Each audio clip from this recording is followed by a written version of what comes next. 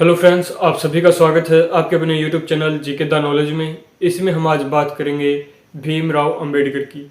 भीमराव अंबेडकर जिसको भारत के संविधान का जनक कहा जाता है। तो आइए शुरुआत करते हैं। भीमराव अंबेडकर डॉक्टर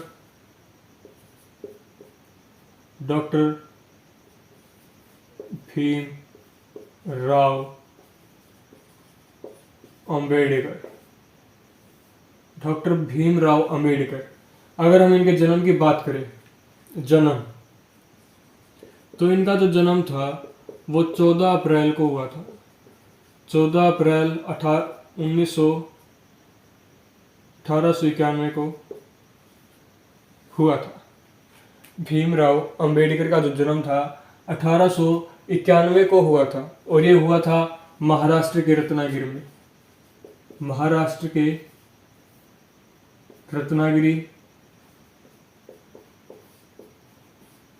रत्नागिरी जिले के मऊ गांव में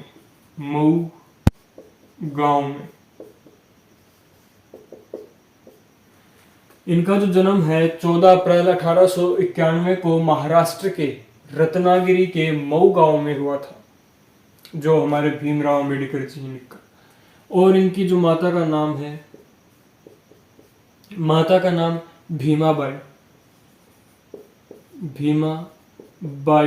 इनकी माता का नाम था। और पिता के नाम की बात करें तो इनके जो पिता का नाम था, इनके पिता का नाम रामजी राव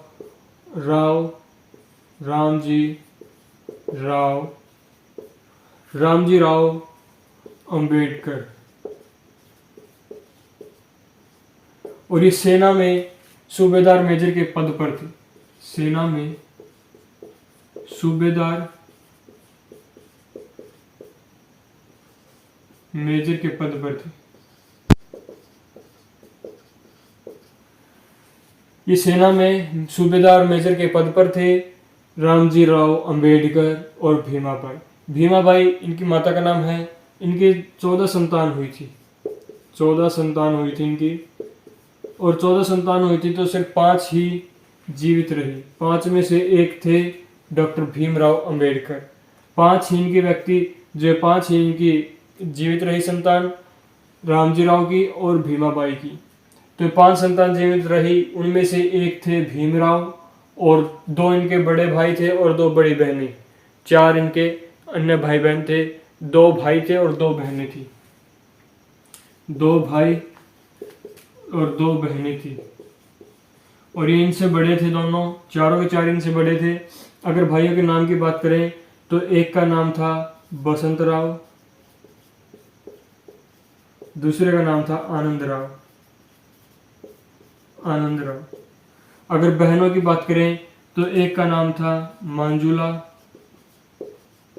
और दूसरे का नाम था तुलसी। मंजुला और दूसरी का नाम था तुलसी बाई। तो ये थे इनके भाई बहन। और इनके ये 14 संतान थी, लेकिन 5 ही जीवित रही। 2 भाई थे, 2 बहनें थी, बड़ी थी। इनका जो जन्म था 14 अप्रैल 1891 को हुआ था महाराष्ट्र रत्नागिरी में। इनकी माता का नाम भीमाबाई और पिता का नाम रामजी राव अंबेडकर था, जो सेना में सूबेदार के पद पर थे। बात करें इनके अन्य नाम यानी बचपन के नाम, बचपन में इनको भीम सकपाल कहते थे। भीम सकपाल के नाम से इनको जाना जाता था।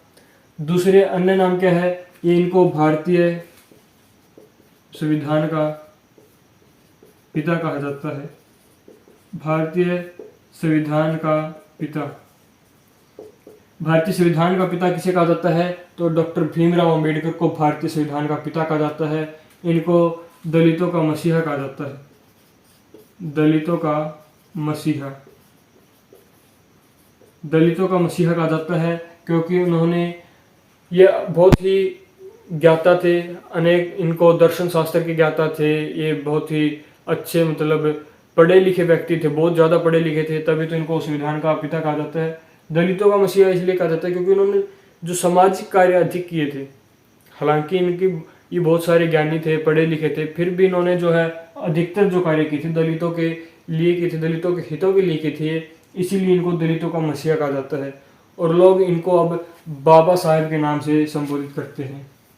बाबा साहेब, लोग इनको बाबा साहेब के नाम से संबोधित करते हैं,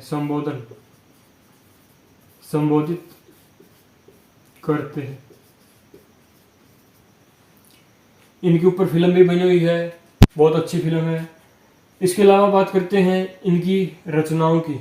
रचनाओं की अगर बात करें, रचनाएं, तो इनकी रचनाएं भी है, बहुत सारी रचनाएं हैं, जैसे Gandhi and Gandhism, Gandhi and Gandhism, Gandhi and Gandhism, the caste in India, the caste in India, the untouchabilities. ये जो इनकी किताबें थी, Gandhi and Gandhism, the caste in India, the untouchable, ये कुछ जो किताबें इन्होंने लिखी थी। इसके अलावा और भी बहुत सारी किताबें थी, लेकिन ये इंपॉर्टेंट किताबें हैं जो इन्होंने लिखी थी या रचनाएं इन्होंने की थी। तो इसके बाद बात करते हैं इनकी शिक्षा की।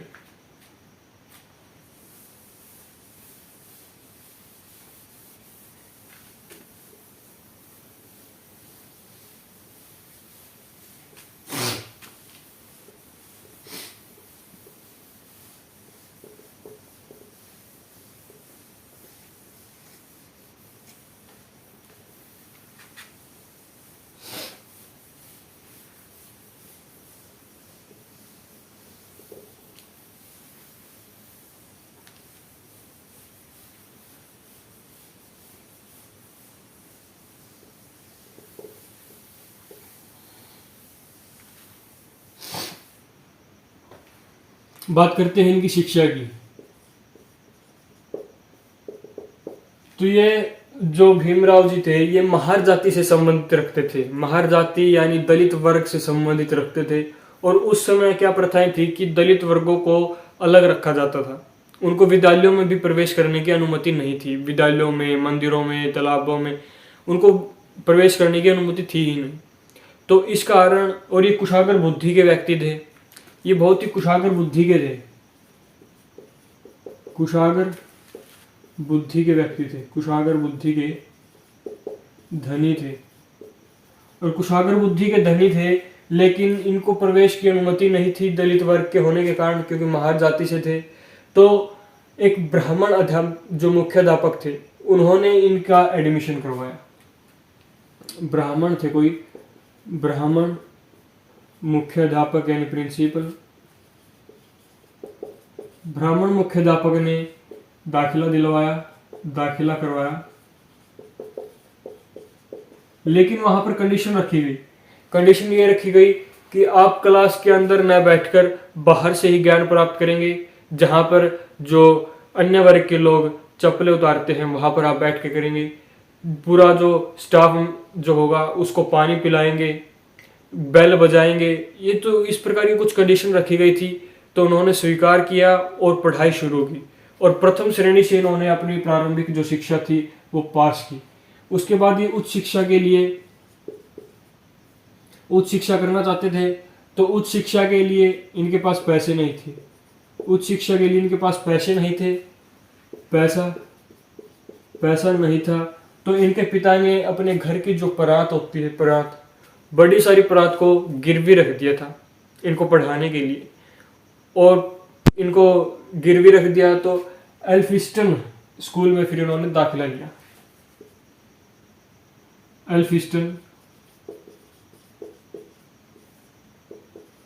एल्फिस्टन स्कूल में इन्होंने दाखिला लिया। और वहां भी इन्होंने अच्छी जो है परीक्षा, मतलब अच्छे नंबरों से, यानी प्रथम श्रेणी से जो है परीक्षा उत्तीर्ण की। उसके पश्चात इन्होंने उच्चतर शिक्षा प्राप्त करनी चाहिए, उच्चतर शिक्षा यानी हायर एजुकेशन के लिए। तो उच्चतर शिक्षा के लिए इन्होंने सहायता मांगी बड़ौदा की रियासत, बड़ौदा रियासत।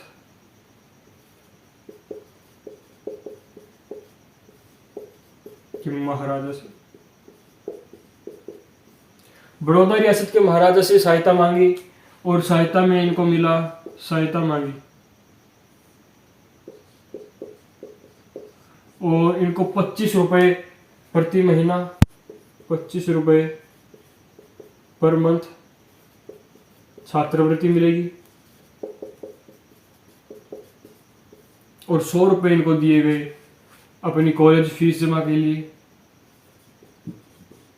कॉलेज फीस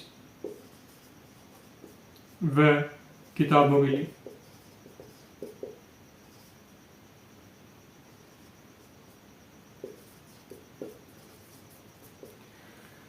तो जो है बड़ौदा रियासत के महाराजा से इन्होंने सहायता मांगी। उसके पश्चात हायर एजुकेशन करना चाहते थे, उच्चतर शिक्षा के लिए, तो इन्होंने 25 रुपये इनको मिली छात्रवृत्ति पर मंथ मिलती थी और 100 रुपये कॉलेज की फीस के लिए मिले और किताबों के लिए। और ये जो मिलती थी छात्रवृत्ति और ये पैसे जो इनको मिले थे ये सिर्फ पढ़ने तक की सीमित थे। जब तक ये पढ़ाई कर रहे हैं तब तक इनको पैसे मिलेंगे। जब इन्होंने अपनी कॉलेज की जो परीक्षा पास कर ली थी उसके पश्चात ये बाहर विदेश अमेरिका में जाकर पढ़ना चाहते थे। अमेरिका में जाकर पढ़ना चाहते थे तो इनके पास पैसे नहीं थे। अमेरिका में जाना चाहते थे पढ़ने के लिए और अधिक पढ़ने के लिए, तो इनके पास पैसे नहीं थे। तो पैसे फिर से इन्होंने बड़ौदा रियासत के राजा से मांगे।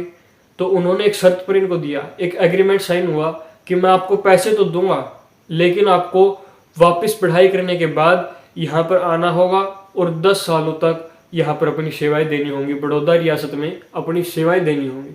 तो उन्होंने उस एग्रीमेंट पर हस्ताक्षर कर दिए, मंजूरी कर ली कि ठीक है आप मेरे को पैसे दीजिए, मैं पढ़ाई करके आपसे यहाँ नौकरी करने आऊँगा। तो ये 1913 में चले गए पढ़ने के लिए कैलिफोर्निया, कोलंबिया विश्वविद्यालय में और 1916 में पीएचडी की और डॉक्टरेट की उपाधि प्राप्त की, डॉक्टर की उपाधि प्राप्त की।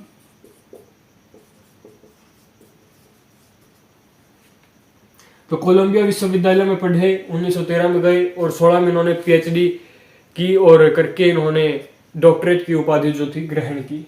तो इस प्रकार इन्होंने अपनी जो प्रारंभिक शिक्षा लेकर अंतिम जो पीएचडी तक की जो सफर था इस प्रकार इन्होंने तय किया था कि बहुत, क्योंकि ये दलित वर्ग के थे, इनके समय समय पर इनके साथ जो है बहुत सारी घटनाएं घटित होती गई, इनको अलग समझा जाता था उस समय, लेकिन आज तो बराबर हो चुके हैं। संविधान में भी ये बनाया गया है कि सभी व्यक्ति समान होंगे, किसी के साथ कोई भेदभाव नहीं होगा। तो पहले की जो परिस्थितियाँ थी उनके अनुसार इनको बहुत सारा संघर्ष करना पड़ा था और इनके बारे में जितना बताएं उतना कम है। बहुत सारा संघर्ष इन्होंने किया था, इनके ऊपर फिल्म भी बनाई गई थी। इसके बाद बात करते हैं इन्होंने क्या व्यवसाय किया।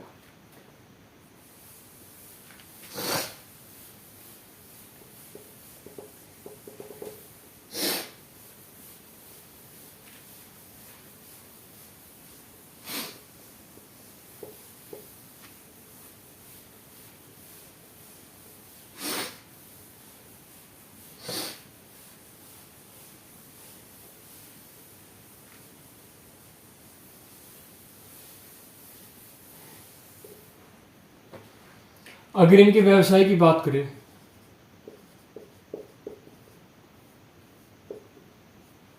तो व्यवसाय क्या किया था। एक तो इन्होंने शर्त जो इनकी कंडीशन लगी हुई थी कि बड़ौदा रियासत में नौकरी करेंगे, तो इन्होंने बड़ौदा रियासत में सेवाएं दी और वहां पर इनको 2000 रुपये प्रति माह मिलता था, पर मंथ 2000 रुपये पर मंथ मिलते थे। बड़ौदा रियासत में इन्होंने सेवाएं दी, लेकिन इनके जो साथ कार्य कर रहे कर्मचारी थे वो इनका अपमान करते थे, इनको दलित कहते थे। तो इनको अच्छा नहीं लगा, अपमानजनक हुआ, अपमान महसूस हुआ, क्योंकि पढ़े लिखे व्यक्ति थे और कोई व्यक्ति नहीं चाहेगा कि उसका अपमान हो। तो उसने ये नौकरी छोड़ दी, बड़ौदा रियासत की जो सेवा है उसे त्याग पत्र दे दिया, रिजाइन कर दिया। उसके बाद ये चले गए बम्बई में चले गए। बम्बई में जाने के बाद इन्होंने क्या किया, वहाँ पर दर्शन शास्त्र के और अर्थशास्त्र के जो है प्रोफेसर बने, दर्शन शास्त्र के प्रोफेसर नियुक्त हुए। और वहाँ पर भी उनके जो कलीग्स थे, यानी उनके जो स्टाफ मेंबर्स थे, वो उनके साथ भी अच्छा व्यवहार नहीं कर रहे थे। इस कारण उन्होंने वहाँ भी नौकरी छोड़ दी। उसके पश्चात ये 1925 में राजनीति में आए। 1925 में राजनीति में आए। 1925 में राजनीति में आए तो फिर हुआ 1926 में महार सम्मेलन हुआ। 1926 में हुआ महार सम्मेलन। 25 में तो राजनीति में आए थे और 26 में महार सम्मेलन हुआ। और इस सम्मेलन में क्या था, जो महार दलित समाज के व्यक्तियों द्वारा एक सम्मेलन किया गया था। और इस सम्मेलन में महाराष्ट्र, गुजरात, मध्य प्रदेश से काफी सारे लोग आए और भीमराव अंबेडकर जी का स्वागत किया गया। इस सम्मेलन में जोर शोर से इनका स्वागत हुआ था। महार सम्मेलन में 1926 को जो हुआ था, इसमें सरकार से मांग रखी गई। और वो क्या क्या मांगे थी। पहली मांग थी कि दलित वर्गों को सेना में भर्ती किया जाए, दलितों को सेना में भर्ती करे। एक मांग तो ये थी। दूसरी मांग थी कि छात्रवृत्ति दी जाए। जो गरीब विद्यार्थी है, गरीब विद्यार्थियों को छात्रवृत्ति दी जाए, शिक्षा मुफ्त की जाए, निःशुल्क दी जाए। और चौथी जो है, ब्राह्मण से ये कहा जाए कि वो दलितों के साथ समान व्यवहार करें। ब्राह्मण से दलित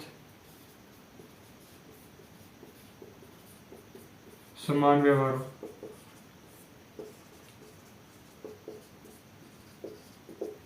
ये इन्होंने कुछ मांगे रखी थी इस महार सम्मेलन में कि दलितों को जो सेना में भर्ती करे, उनके लिए पोस्ट निकाले, उनको भी जो है सेना में भेजे। गरीब विद्यार्थी जो है उनको छात्रवृत्ति दी जाए, इस निःशुल्क शिक्षा का प्रावधान किया जाए ताकि प्रत्येक व्यक्ति शिक्षा ग्रहण कर सके। और ब्राह्मण और दलित है उनमें एक समान व्यवहार हो कि ब्राह्मण है जो दलितों से जो गलत व्यवहार ना करे, उनको जाति के आधार पर उनसे के साथ कोई भेदभाव ना करे।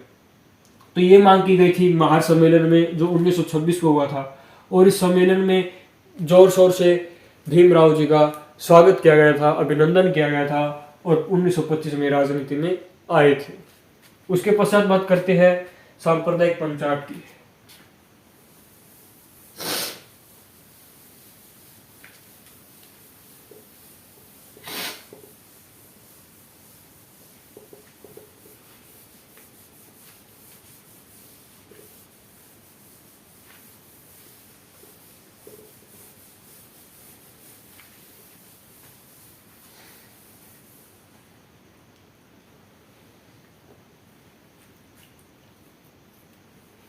अब बात करते हैं सांप्रदायिक पंचायत। तो सांप्रदायिक पंचायत क्या था? तो सांप्रदायिक पंचायत की बात करते हैं।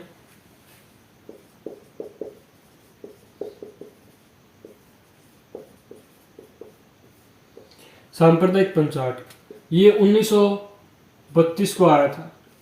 1932 को आया था सांप्रदायिक पंचायत। और इसमें मांग की गई थी, इसमें सिफारिश की गई थी, भीमराव जी ने सिफारिश की थी कि दलितों को भी अलग प्रतिनिधित्व प्राप्त हो। दलितों को अलग प्रतिनिधित्व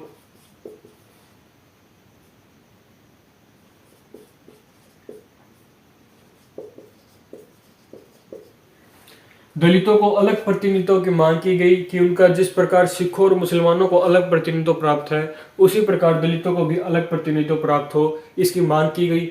और ब्रिटेन के जो प्रधानमंत्री थे रैमजी मैकडोनाल्ड, इन्होंने इस सिफारिश को मंजूर कर लिया गया, इनके इस प्रस्ताव को मंजूर कर लिया और इसको सांप्रदायिक पंचायत कहते हैं, जो 1932 को हुआ था।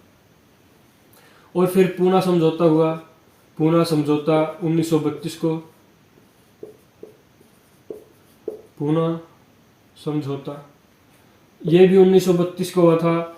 और ये हुआ था गांधी और अंबेडकर के मध्य, गांधी और अंबेडकर के मध्य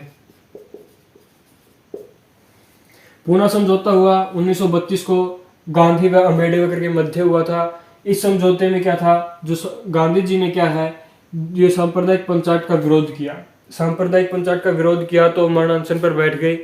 तो इनकी जो मरण अनशन पर बैठे तो लोगों ने देखा कि इनके जो अन्य जो राजनीतिक नेताओं ने देखा कि गांधी जी की जो है स्थिति कमज़ोर हो चुकी है, कहीं ये मर ना जाए। इसीलिए भीमराव जी से बातचीत की कि आप आइए और इसको किसी न किसी प्रकार से सुलह कीजिए। तो फिर इनके बीच में हुआ पूना पैक्ट यानी पूना समझौता 1932 को। तो गांधी और अम्बेडकर के मध्य हुआ, जिसमें दलितों को, जो अम्बेडकर जी ने दलितों की अलग प्रतिलोक की मांग को अलग कर दिया गया, लेकिन जो आरक्षित सीटें थी उनको बढ़ा दिया गया। तो ये था पूना समझौता 1932।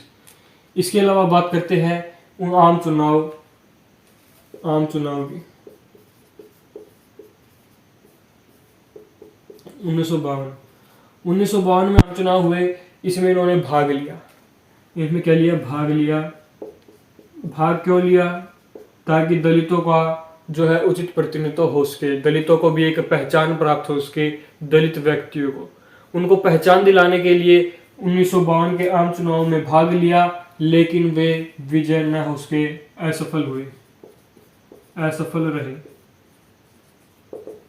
लेकिन वे असफल रहे। इसके अलावा आपको पता ही है, जो संविधान के निर्माण में इनका सहयोग था, उन मसौदा समिति के अध्यक्ष थे, 7 व्यक्ति थे जिनके जो अध्यक्ष थे, मसौदा समिति के अध्यक्ष थे भीमराव अम्बेडकर जी। इनका बहुत ही सहयोग था, यानी मसौदा समिति के अध्यक्ष।